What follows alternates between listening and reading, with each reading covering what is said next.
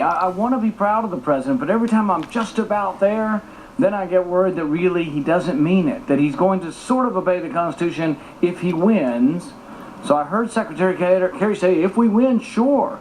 But if we lose, what?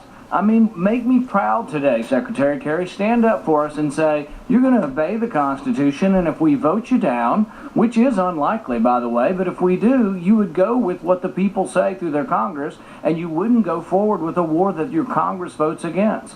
Can you give me a better answer, Secretary Kerry?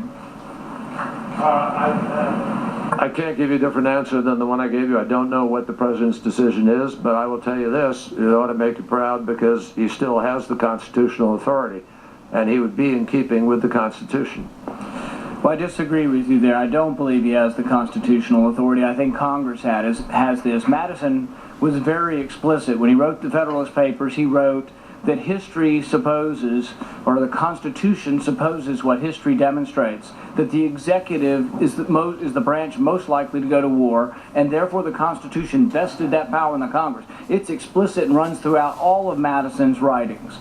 This power is a congressional power, and it is not an executive power. Joining us now, Fox News legal analyst Lee Sweel. It's great to see you. I thought that was a terrific exchange between the senator and the Secretary of State.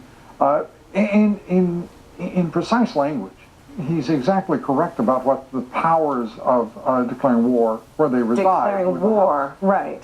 And now we have something called the War Powers Act. Right, of 1973. It's a resolution that was passed, which said to the president, basically you have a window, President, of about 60 to 90 days. You've got to go to Congress, not for a war, not declaring war, but going in a hostile environment, in hostilities. That's the word that is used here.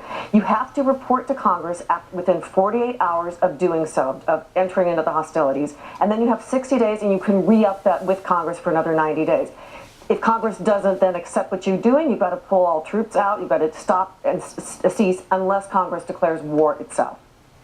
This president has said, and his administration has said, that we should attack Syria, but he